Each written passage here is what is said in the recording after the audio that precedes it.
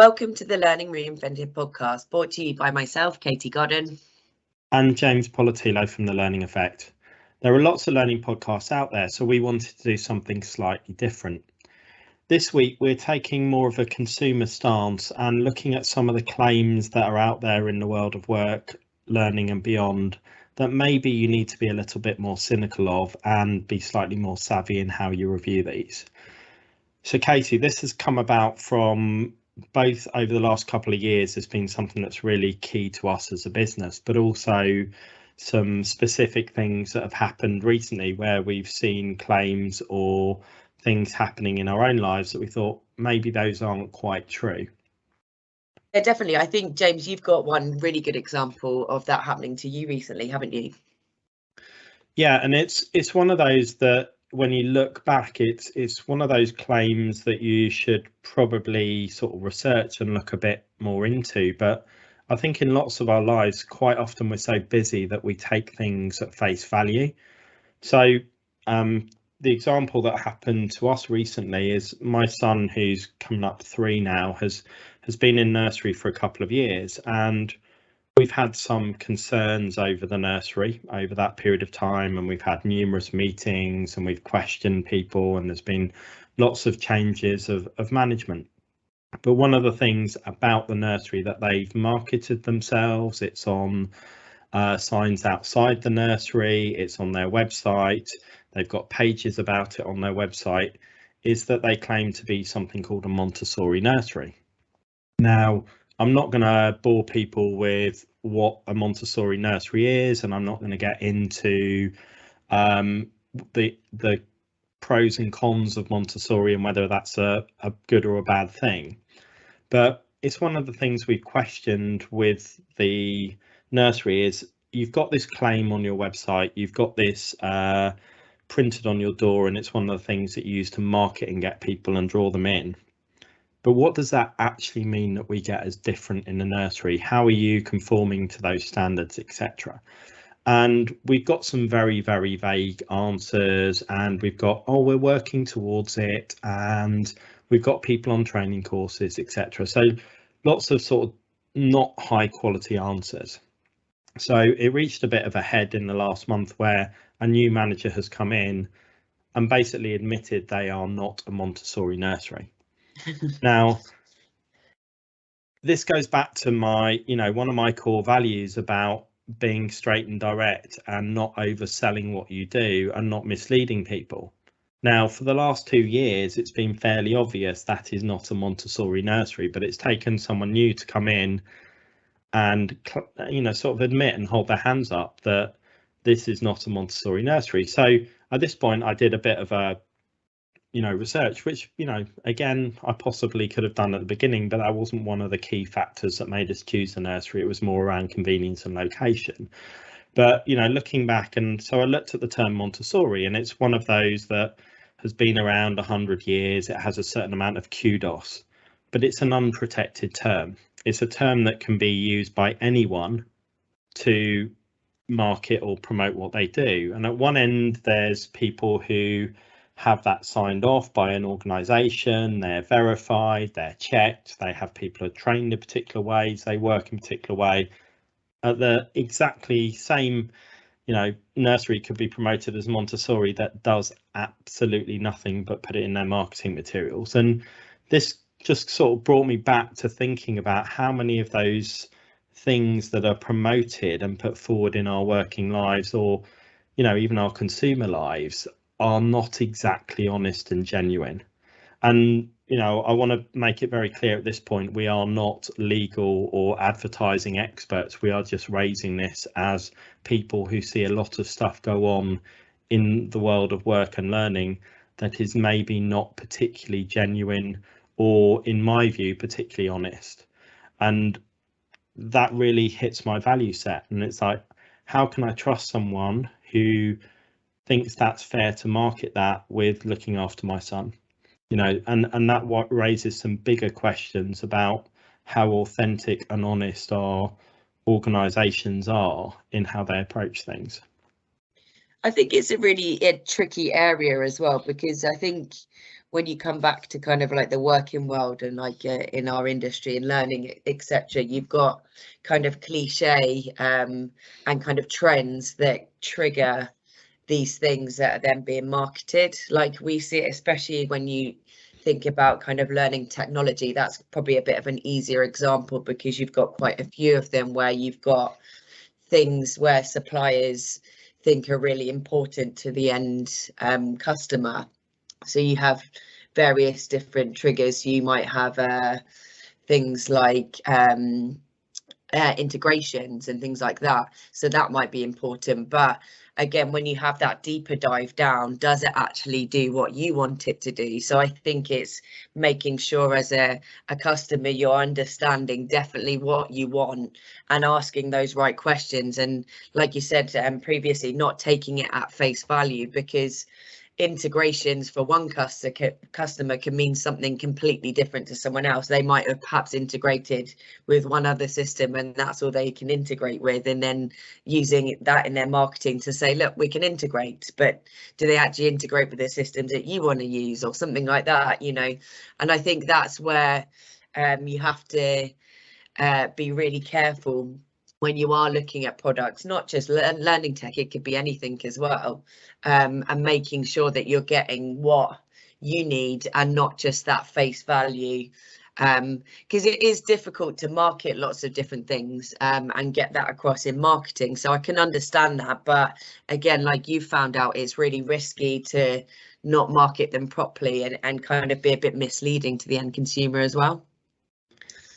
And I think, you know, we've had a whole movement over the last couple of years about openness and honesty, and certainly in the UK, for example, you know, trust in institutions such as the police has been really questioned. And I think that honesty of how people present themselves is really key. And you touched upon learning tech, and you know, learning tech in the UK is coming back in the next couple of months for the first time in 2 years. And if I remember back to the last Learning Tech, which was Feb 2020, there was a Twitter account at the time which was effectively going around, an anonymous Twitter account, calling out all of the spurious claims by each of the providers in the arena. So, you know, in the exhibition. So, you know, going around and questioning some of the terms that people apply that maybe don't have that depth. And I think that's some of the challenges that, as you said, those fashionable or terms that are effectively about jumping on a bandwagon, people will label on their products. And unless we're a very savvy consumer and understand those terms or question them or really know what we're looking for, it's quite easy to be misled by those things. And it also becomes, if someone else is doing it, everyone else starts doing it as well. So there's a bit of a moment for the industry about how honest are we, and are we actually taking people with us, or effectively just trying to dupe people and have loads of words that confuse people into going along with the flow, because you can't possibly understand all of those words and all of those things. And yeah, it might look good on a screen behind you on a really flashy video, or on, you know, on social media, or even, you know, on the design of your stands. But what does that actually mean in practice? And I think it's really key that we do become more savvy and we do become more discerning in the choices we make. Yeah, and I think kind of like following on from what you've just said as well, like where people are saying stuff as well, and it might be doing something in a particular way, which is great, but is it doing it how you're leading the consumer to understand it's doing it? For example, if you've got something that's AI, or you're pulling through lots of great content that's personalized to the end user or something like that, is it actually doing it through the technology that's used in the system, or is it manual? Are you using user attributes, you know, all of those types of things. I think that's where it can get a bit misleading as well, and I think that's where it's unfair, because you're potentially drawing customers in and you're saying, look, this is great, this is what you're going to get, but the work that's then put in behind that, and that's required to actually achieve that, can be a lot greater than what you initially thought, because you're being told, oh look, we can supply you with this and it will do X, Y, and Z, but actually the amount of work that goes into the back of it and it is really great. And if one of those pieces of work in the background isn't quite right, or you don't upload something at the right time, is it going to go wrong? And I think that's when it can become really misleading. And I think even with like products on like Amazon and stuff like that as well, you find it. I think this comes back to kind of like reading reviews and are they valid or not, because you can see it in those types of products. Again, I think it's similar examples, but they are doing it, they're doing whatever it's advertised to be doing, but is it doing it in a sufficient way? You know what I mean? And I think that's where you've got to be really careful and kind of, as an end consumer, really understand what you're trying to achieve, and make sure you understand what the processes are behind that before you kind of purchase anything as well. And I think that's a really good point you raise around Amazon, because I think probably at nature people want to trust, they want to believe what they're being told by organizations. Obviously some people are inherently more cynical than others, but you know, we go to and look at something and it says something on face value, and you know, it could be a feature term for a car, it could be a feature term for learning tech, but we'll believe that those features are the same. And like you said, diving down behind the detail of those can actually get down to, it says it does this, but really does it, or does it do in the same way as someone else? So that's where things become confusing, and people like Amazon have created a way of trying to make those things easier. But again, we become cynical about how those things work, both in, is the algorithm that's driving those things right and fair, and are the people, you know, being at the top of the list there because they're on the top of the list, and it might say sponsored or featured or something along that. But then at the other hand, you've got people who are gaming the system as well. So there was something I saw a couple of weeks ago on Amazon reviews where people are lumping products together. So they'd found a feature in Amazon that allowed you to group particular products together. So imagine you had one product and you had the red and the blue and the green and the orange version. So effectively the color's pretty irrelevant in that, but they were lumping those reviews together in Amazon to help the consumer to say, actually, you know, regardless of which color you bought, it might be a separate SKU, but regardless of which product you bought, here are the collated reviews. So certain organizations or sellers had been gaming the system by effectively using that group feature to group together completely unlike products. So therefore you were seeing something and it had, you know, a 4.5 stars or 5-star reviews, but those 5-star reviews for, and I'm not, you know, not got a specific example, but could be for a kettle when actually you were looking at a toaster. And it just sort of, again, takes away the credibility. And the system put in there by Amazon is to help people work through the complexity. But then actually where that system's misused, or there starts to be trust elements that come up in there, those systems become less credible. And the same thing happens, you know, right across the piece. So it's amazing how many people are shocked that things like reviews of learning systems or award ceremonies are actually just marketing, and most of them are, the reviews are come with a certain amount of payment to those reviewers for placement, and you know, you pay more, you probably get more feature and priority. The same with you know, awards.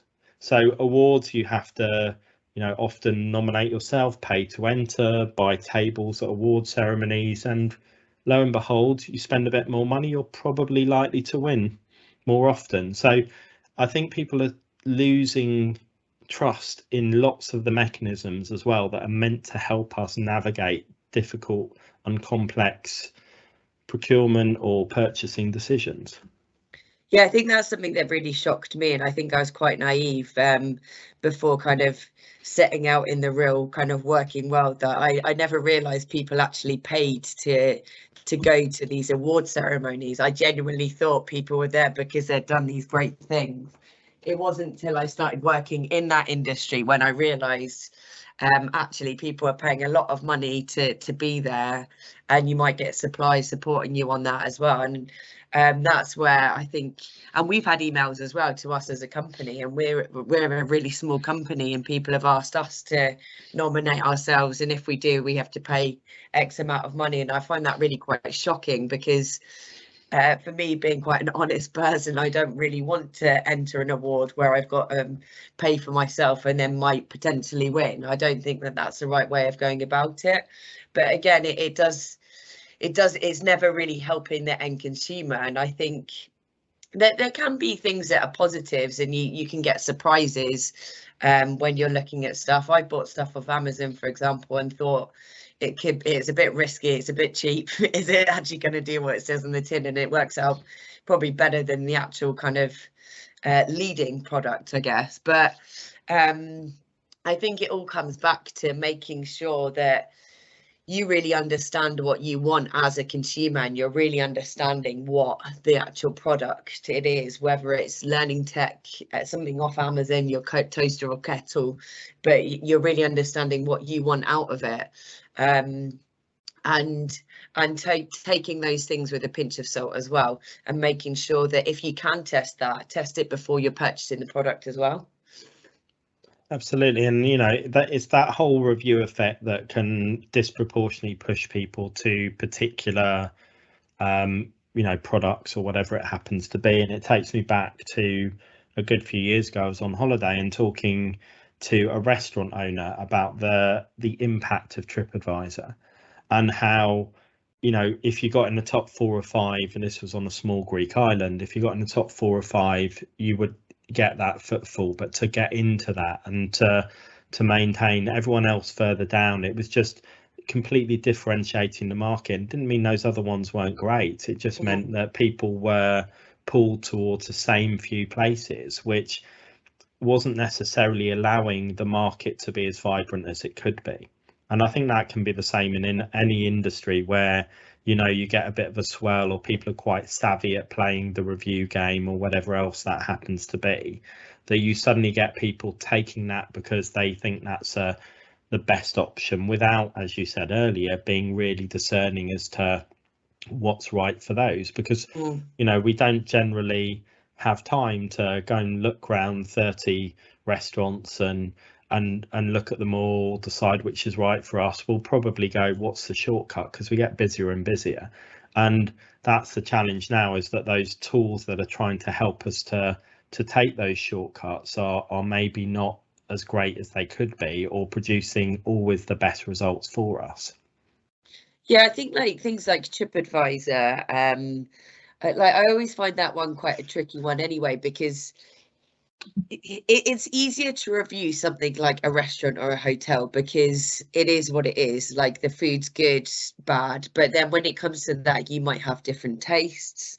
Like, for example, we went out for my brother's 30th birthday. We went to a 2 Michelin star restaurant in Mayfair. I thought the food was absolutely banging. My boyfriend didn't like it. But you know what I mean? Like, but most people would probably say it was good. But again, it come down to different tastes. So I think you have to read the reviews and be subjective, and don't take it for that face value of like, so my boyfriend might have said it might have been a 5 out of 10, for example, but I could say it was 10 out of 10. But that's because he didn't particularly enjoy that food. Not that it was bad and the restaurant was awful or anything, but it wasn't to his taste. So I think it all comes down to that being subjective, and again, what you're looking for, and what you're looking out for. And I do think it's unfair that you have like these kind of top 4 and 5, and I don't think that's necessarily right. And perhaps things can be done differently to ensure that you're kind of getting the top ones for different categories, perhaps. So you're able to kind of see more of a varied review, as opposed to just, here are the top 5 based on what. if you're getting the same sort of people reviewing stuff all the time, you're going to get the same reviews. You know what I mean? You're never going to get any different and any changes in that. So it's a really tricky one. And I think things like, we've mentioned this before in previous podcasts, things like learning systems and stuff are so extremely hard to review, just using questions and kind of scales and stuff like that, because your business is so bespoke to yourself, and you can't just shove a learning system in and it fit and do exactly the same thing and work exactly the same way for every single customer. And the same with any sort of learning as well. Going into kind of face-to-face learners, you might have different learning styles in different organizations. They might want sessions run differently. You know, it's all kind of subjective and down to kind of what those customer needs are.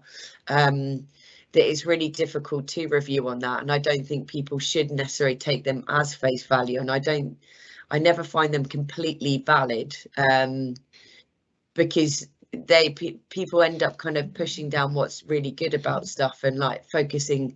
Again, I think this probably comes back to actually all types of reviews. If you've got something and you don't like something about it, you highlight that bit, don't you, more than the good bit. So you're really going to hone in on the bit that's not working as well for you, or something that's gone bad, and people don't necessarily shout about the good bits, I find, unless they're being asked. And again, is that necessarily true, or is it because you don't want to upset the person that's asking you? I don't know. You know, I think feedback is always very subjective, and you've got to take kind of like those unconscious bias into account and consideration as well, because that's why we're doing it. I don't think you necessarily review things if you were kind of impartial about things. I think if you thought things were they're fine, you're not going to go on and complain about something because it hasn't annoyed you enough, but equally you're not going to go and shout about it. So it's really, really difficult to kind of take things from that, I think. Absolutely. And I think you've got the challenge of the credibility of reviews, and then the other point we're talking about, which is these spurious advertising or marketing terms that people use. And one we've seen recently is, and this isn't in learning, this is in the general world of work, but for example, organizations now seem to jump on every particular promotional day of the year, whether that's a particular week or month that's recognizing something or championing something. So every organization wants to be seen as sustainable, wants to be seen as inclusive, wants to be seen as a good employer. So when those particular days or promotional months or any things come along, you see a lot of people promoting their brand around things. So going back to International Women's Day, it was quite interesting to see that on Twitter there was a gender pay bot. So you could check the claims of organisations that were claiming to be very inclusive and putting women first, and you could then verify that by checking what their gender pay gap. Now that applies to the UK, but you know, it's a very easy way of seeing people who are maybe cynically just following the crowd and deciding, oh, we've got to do this month, so we've got to change the colour of our logo to match this, or we've got to be seen to be doing something around this, where it's not necessarily authentically in their business, and it's not necessarily authentically part of what they are. And things like that gender pay bot are ways of sort of just surfacing that and helping us to think more cynically, to be more evaluative, to really think about what's important to us, and ultimately be more savvy in our decisions that we make. And I think it's for us in every walk of life to start questioning the claims that are out there, because there are numerous different claims that are happening in the world and numerous different qualifications and accreditations that maybe aren't based on anything. And this is something we'll be talking more and more about. But I know, Katie, you've recently come across an example of, you know, qualifications that are given out to people where maybe those shouldn't be given out, or maybe there's a level of concern about should that person be performing in that role. So yes, some of you may have seen that I recently, well, not recently, but I experienced domestic violence a couple of years ago, and then since found out that person is now out there selling himself as a life coach and helping people that have experienced trauma while still on probation. So for me, that's something that's really, really concerning. And it's even more concerning that there's companies out there that aren't doing the proper checks to allow these people to then get qualifications from these companies to then help people like that. I think it's completely dangerous and really worrying, because you're potentially opening up and giving them victims, and that's not on. And we've questioned it, and I still haven't had really kind of great responses back from it. It's like people don't care, and it's all about money, I think, when it comes to things like that. Now, that's a company that seems to be run by kind of influencers,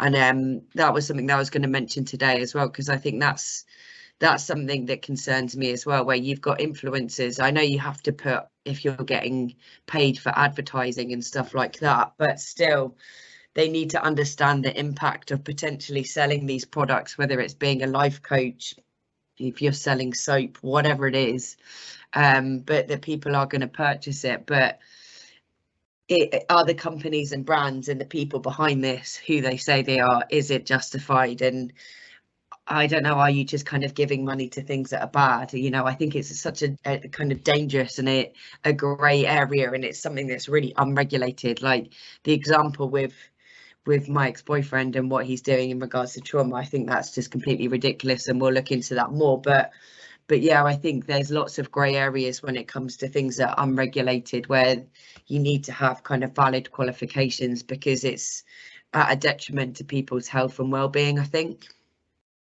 And I think that's exactly the challenge, is around, you know, regulated industries against non-regulated industries. And going back to that initial thing where, you know, of buyer beware, people who are there thinking, well, actually, this person's got a coaching qualification. That's great. They can help me, you know, and oh, they may be new at this. That's fine. You know, I want to give someone a chance. I want to, whatever that happens to be. But there are so many people out there accrediting coaching qualifications against what's standard, and this is just one example of you know, industries where maybe the regulation and control is not as great as it should be, and it creates huge risk out there. And that, as you've highlighted, someone who maybe wouldn't pass a fit and proper person test, you know, if there was such a thing, is now performing in that particular arena.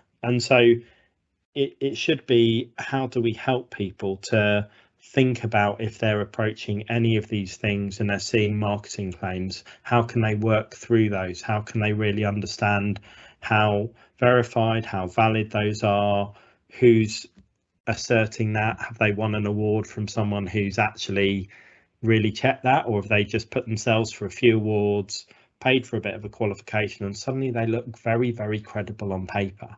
And that creates a really, really muddy and murky market for us all when we're making purchasing decisions. Yeah, because I think it's just thinking about that there, I think like the previously, before the internet and things, you'd have word of mouth, wouldn't you? Like if you did something good or provided a service that was great, that would be word of mouth. People would go and shout about it, and they'd go and tell their friends, colleagues, whatever. And that's how you'd build up more business, or help build up more business. But I think the internet's kind of opened that, and that space is so big that you can now buy Instagram followers and stuff, you know what I mean, which I think is absolutely mental. But so if you want your following to go up and look really popular, you can buy 10,000 people. You don't know them, and I don't know how much it costs, but I've heard of people doing that to promote themselves. And I think that it's a scary place, and I think the internet's potentially dangerous to a lot of things. But I think when you're opening up and having these kind of qualifications, verifications, either reviews, followers, whatever it is, and they could potentially be lies. I think if you've got people that aren't necessarily as savvy, or a bit naive to that, or new to an industry, they're looking to get into something, you don't know, it's a potentially really dangerous place, especially if it's things that are to do with kind of health and well-being as well, you know. So yeah, I think that has a lot to play with it, because we didn't have that before, did we? So no, and this is something that's underpinned our business since we set it up, is about trying to bring clarity, trying to bring fairness, trying to create a level playing field. It's why often with customers we work with, they won't, you know, if we're helping them on a purchasing or procurement decision, they're unlikely to get one of the usual suspects unless that usual suspect or highly marketed company is really great for them, because we take that time to really dig down, to know the market, to find the nuances of what they need for their particular decision, and people don't always have that particular time to do that. But as out of the back of that has led us to this view that it's really important to shine a light and bring more understanding and awareness of where you're maybe being slightly duped as a consumer, or maybe buying into something that doesn't have that level of credibility you might think is there. And I know there are certain things happening as well to try and bring more clarity in certain areas. So, for example, every organisation in the world is jumping on the sustainability bandwagon because they have to, really. But you know, that doesn't really help anyone differentiate. So you might see something like the B Corp movement now, which is helping organisations put them through a very thorough assessment to show actually in particular areas what are they doing, and there's a set of standards and rigor that go behind those things. And it's maybe looking at particular areas where we do need some more clarity or more independent regulation. Again, you have to pay for all those things, and so nothing of these things doesn't come with a, you know, a potential downside. But my point is that I think it's really critical that we start sharing and raising and challenging any of these terms or practices that are maybe misleading. And I'd love to hear from our listeners of other examples of, you know, terms that they initially thought actually that must be checked and regulated, and later found out it wasn't, or a claim they bought into that they found out later maybe wasn't as transparent and honest as they thought it was. Or, you know, again, a particular industry practice that may be creating a false view, or maybe lulling people into a false sense of security. I think the more we can share those examples, the more we can build our collective ability to influence and try and change the market. And I know there's going to be cynical people out there just going, that's the way of the world. And as soon as we realise something's happening, they're already doing something else that we won't be aware of till later. But I think raising and discussing those things helps us to change the conversation in a way that it becomes socially and morally unacceptable to do things that are misleading, whereas at the moment it often feels for organisations that that's just part of the game. And I don't want us to come across like we're being really cynical. We're coming from a place where we want an open and kind of honest place where we can purchase things, and we can then trust the suppliers that we're purchasing from, whether that's in the learning industry or not. And I think if we as consumers change the way that we expect suppliers to work and have that level of open and honesty, I think that changes the game. And I think you'll get better purchasing decisions being made because you've got that transparency there that you didn't necessarily have before. Absolutely. And, you know, what I want people to take away from this episode is that ability to question things, that collective view to share their knowledge with others. So, you know, if we all start telling other people of the things we know about or may be aware of, and also validate those claims as well. So where you hear something, is that really true? And, you know, we'll play our part certainly in the learning tech space. So if you're heading off to learning tech in the next couple of months, we will be producing and sharing out a guide to how you approach learning tech. So you can find that on our website, and that will be out in the next 2 weeks. And that will give you a guide as to what you should do in preparation and how you should approach the day itself and also afterwards. And it's something we've produced in the past, but we'll update it for the current environment. But I think it's really useful to have those sorts of guides in hand to just help you navigate through the multitude of claims and things that you will face when you go along to something like Learning Tech. Yeah, definitely. And just following on from what James has said, if anyone wants to get in touch with us, feel free to. And our details, as always, are in our show notes below.